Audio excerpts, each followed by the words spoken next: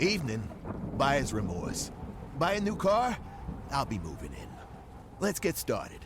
Sorry, I think there's been a mistake. I bought it from Carvana. You what? Yeah, great price. I even have 7 days to love it or return it. So there's no... No buyer's remorse. More like buyer's rejoice.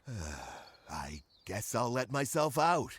Congratulations. I mean it. Buyer's rejoice. Buy your car today on Carvana. Limitations and exclusions may apply. See our 7-day return policy at Carvana.com. Nobody brings you better coverage of the teams you're passionate about than these guys. Try some more. This is DJ and PK on 97.5, the KSL Sports Zone. DJ PK, it's 97.5, the KSL Sports Zone. It is time for the question of the day. Darryn Peterson, 28 points, 27 minutes, his Jazz Summer League debut. Can you contain your excitement? Elaine, it's hard to contain. I don't want to put too much expectations on him. I think he'll benefit and learn a lot from playing with Keontae. He's still got to grow and develop like any other rookie, but this is the base. I can't wait to see year 2 and 3. Lane's blowing right through the rookie season, right to year 2 and 3.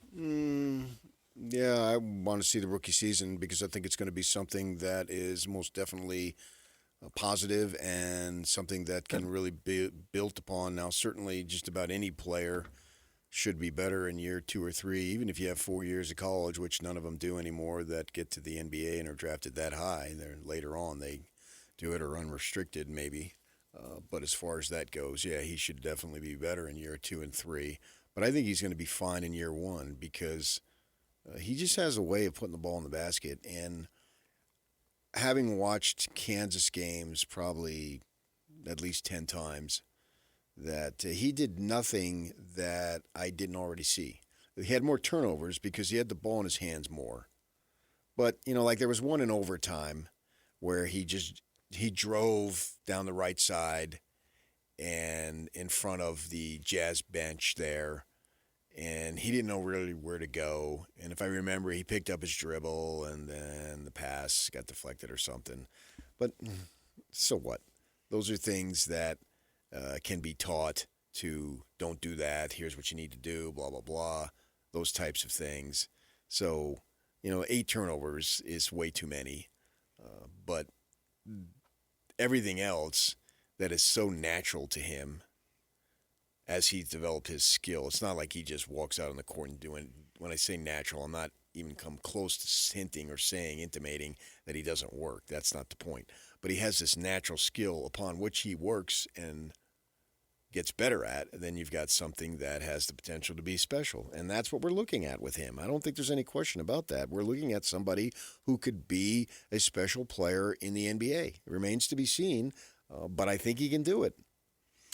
This is where it'd be really interesting to know what Austin Ainge and Jay-Z and Danny and all those guys heard when they talked to people in the Kansas program. Because one of the storylines with him in the Kansas program was he's a guy who in high school and AAU ball had the ball in his hands a lot. To be expected, obviously, he's the best player by miles. He's awesome. So, of course, you want to keep the ball in his hands. Gets to Kansas, he plays off the ball a lot. Now, maybe that's because of who else they had on the roster. Maybe that's because he's in and out of the lineup. Maybe that's because they saw him turn the ball over a lot against the competition there early on, and so they went away from that. I'd be intrigued to see what that was. How big a problem is it? How much is it just a little bit of a one-off and needs to be a little bit of, growth there? Or if that's a critical problem that Kansas diagnosed early, so they played him off the ball. Yeah, but I mean, in order to score 20, you've got to have the ball. You do get it, yes. But you might have more catch-and-shoot opportunities and less chance to turn it over. Well, he'll have less chance to turn it over. Now is the time for experimentation. Yeah, true story. I don't think he's going to be initiating the offense that much. There'll be times when the ball is rebounded and the outlet pass goes to him and away you go. And so that's what you want. You don't need to just stall it and have the other guy come and get the ball and have the coach stand up and 4 fingers down every time. That reduces the athleticism from these guys, and they have players who have a lot of athleticism to run up and down the floor, so you want to be able to do that. I think that I don't think he'll come anywhere near averaging 8 turnovers a game because I don't think he'll have the ball enough to initiate the offense, but he'll have the ball, and if he sees a crease open, he goes for it. If not, he tries to make some moves, do something. I just don't want him. It would be ridiculous, the catch and shoot spiel. No. Not when you've got that type of ability to simply catch and shoot. Oh, no.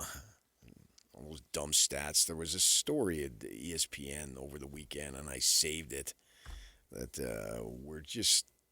Do people even watch basketball? All they do is come up with these stats. Oh, yeah. I read that story. Yeah. I know the story. There were multiple great quotes in that story. That was one of them. That was from an Eastern Conference scout, I think, who said, "Are people?" He was being critical of the league. Right. It's like, do the coaches, GMs, and scouts watch the games, or do they just? And the other one was about we're going to analytics ourselves right into being baseball and be boring Before the changes.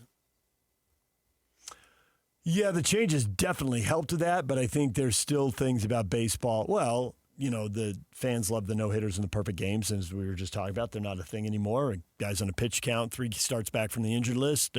He gets to 93, and the number's 90, so he's done. That part hasn't gone away. I mean, definitely the pitch clock has helped big time. Just that basically.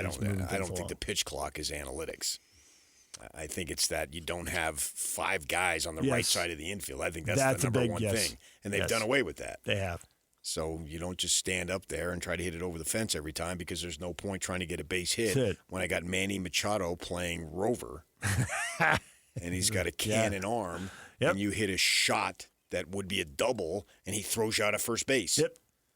That's the number one thing that they eliminated that. And this, off the bounce, catch and shoot, blah, blah, blah. It's just people who just want to act like they're smarter, and they are smarter than me. And good for them. I don't worry about that stuff. Can you play the game of basketball? That's what I worry about. Can you make shots? So if you bounce it twice, that eliminates that and it doesn't go into your category and all that nonsense. Whatever on that. And they can get into that, but that's not my job. My job is to enjoy the game and comment on it, and that's what I'm going to do. And I think Darryn Peterson has the ability to make all these types of plays that you need from an offensive perspective. There's really, from his position, nothing he can't do offensively. And what I saw Saturday afternoon was a continuation of what I saw, like, for instance, that first half against BYU. Now, the competition is probably a little bit better than what BYU put out there, but it's not near the competition that he's going to face. So I'm not expecting him to go average 28 in his first season, but I'm expecting him to have a productive rookie season. Someone's got to be Rookie of the Year, and I see no reason why it can't be him. There are definitely people looking forward to that. Yeah. I would be surprised if he does not have a good season. Tony, I'm not surprised. He's a huge talent. I honestly could see him getting the Rookie of the Year award if he's healthy.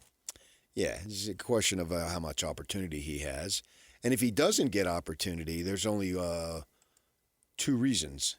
That he isn't good enough or he's hurt. I guess that would be 2 unto themselves. Or the team is just that good that he's down the pecking order. But I don't see the team being that good. I see the team being good, but I don't see the team being that good to where he doesn't get his opportunities.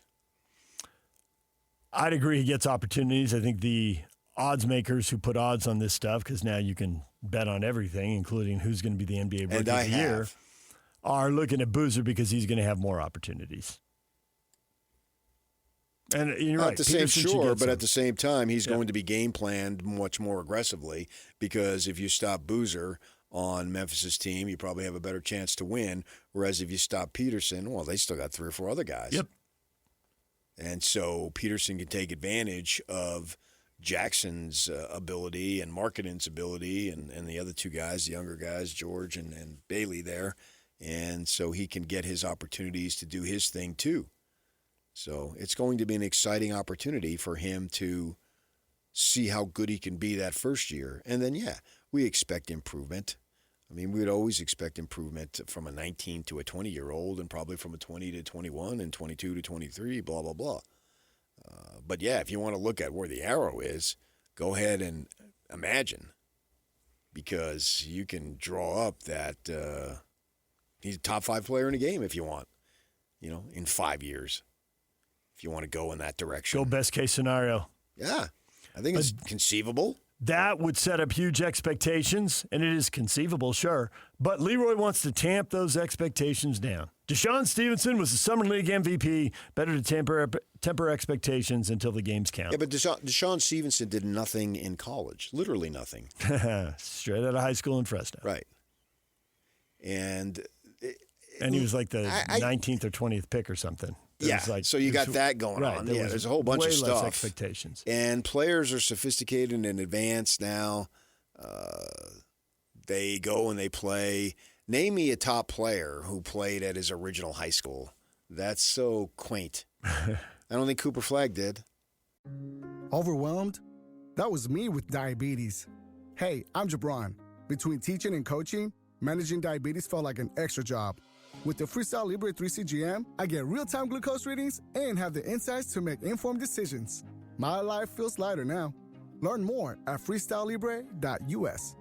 The views expressed should not be used for medical diagnosis or treatment as a substitute for professional medical advice. Individual circumstances may vary. For prescription only. Safety info found at freestylelibre.us. Evening. Buyer's remorse. Buy a new car? I'll be moving in. Let's get started. Sorry, I think there's been a mistake. I bought it from Carvana. You what? Yeah, great price. I even have 7 days to love it or return it. So there's no... No buyer's remorse. More like buyer's rejoice. I guess I'll let myself out. Congratulations. I mean it. Buyer's rejoice. Buy your car today on Carvana. Limitations and exclusions may apply. See our 7-day return policy at Carvana.com. They go to their the Florida thing, the IMG Academy or whatever charter private school. Yeah, it's basically like what they do in Europe. They scoop you up and you go someplace else. And obviously Devonta did it, and here, and you bounce around, and so you're getting competition, and the season is so secondary.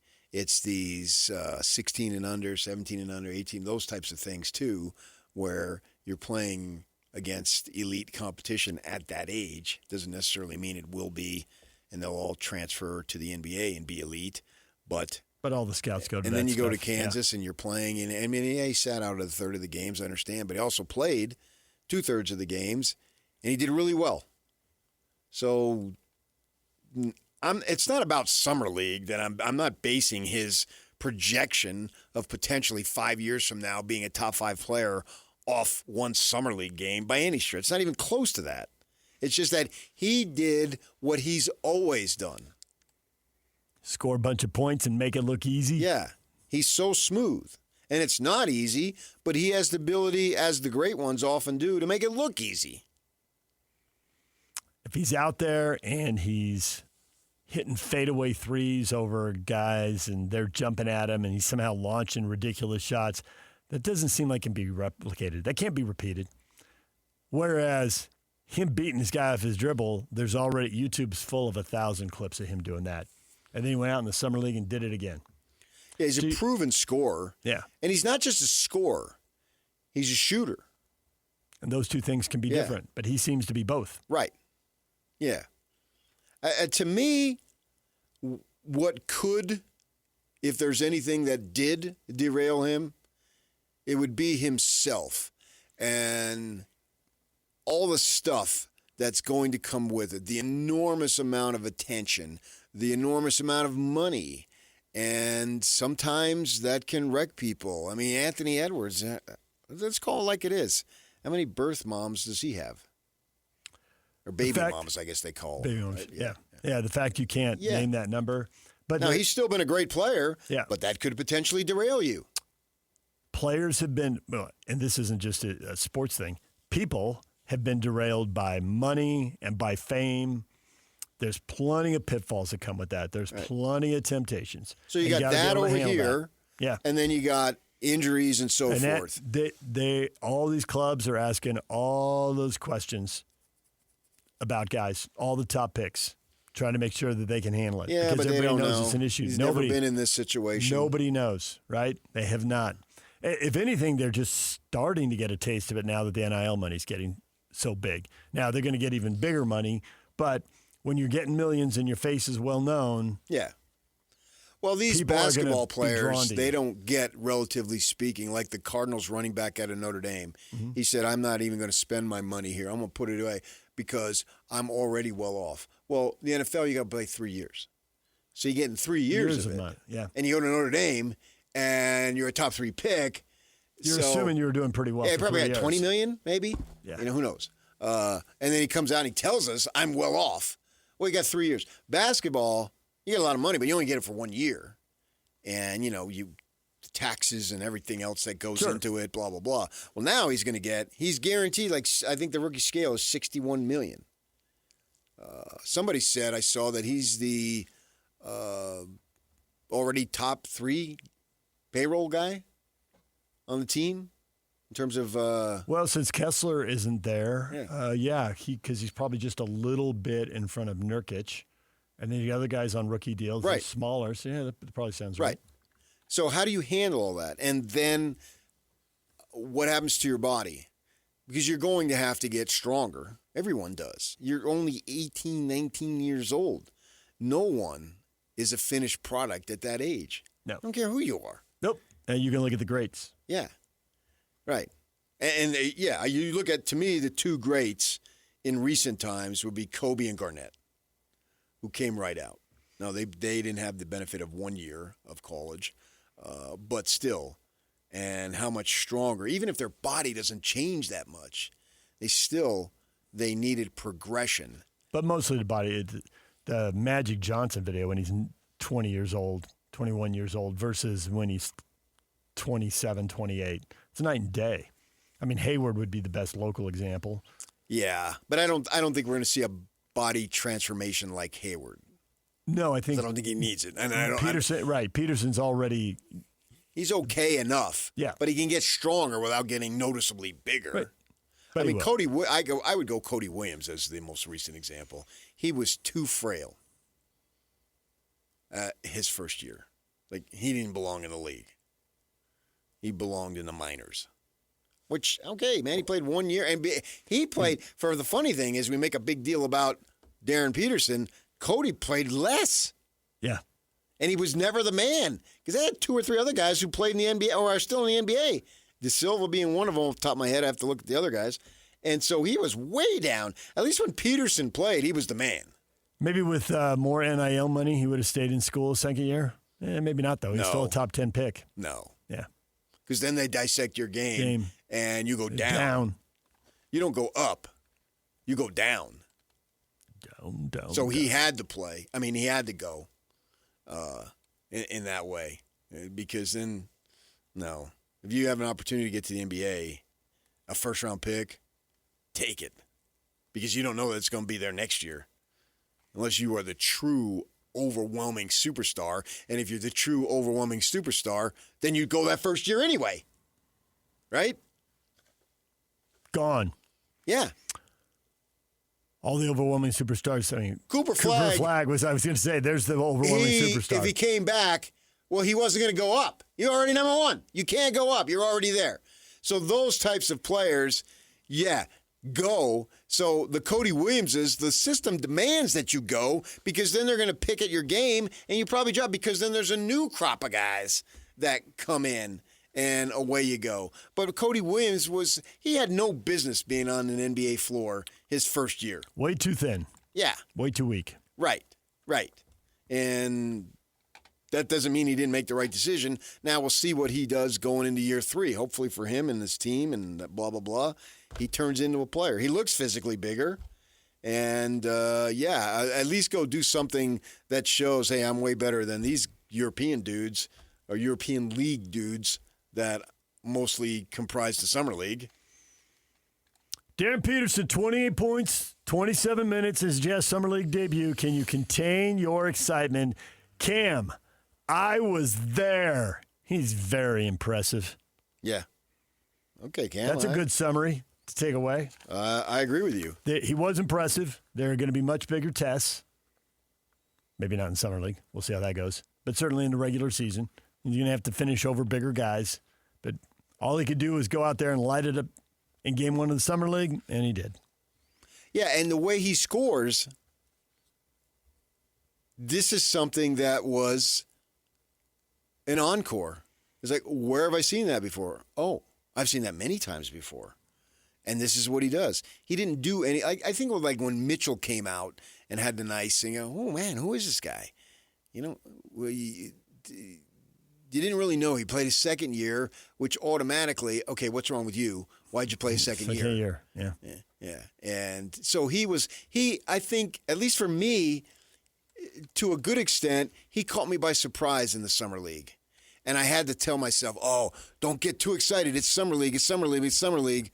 Well, Darryn Peterson is a different feel because I'm not too excited about Summer League because I'm already too excited before they even threw the ball up in the first game on Saturday. I'm already so excited. There was hype for Darryn Peterson before he started his freshman year of college. Yeah, since he was 16. Right. Yeah. And you're right. Donovan was a lot more anonymous. Right. Middle of the first round pick. So I was like, wow, who is this kid? Well, for Darryn Peterson, it is not, wow, who is this kid? This kid is the kid. He was the most skilled player in the draft. And about a week after the draft, I came in and said they're totally comfortable taking him, and they believe that he is the most skilled. And then a week or so before the draft, there was, through this guy tells me type of thing that, and we'll never know, that there was a pretty good chance they would have taken him number one if they had the number one pick. And right now, yeah. And I'm going to tell you, I'll make the adjustment so you can get in on it. Wash, rinse, depeat. DJ PK, it's 97.5, the KSL Sports Zone. Big T Thurl Bailey coming up at 9 o'clock. Big Jazz game tonight. Big game for the U.S. men's national team tonight. We'll get to that next. Stay with us. Make game day yours.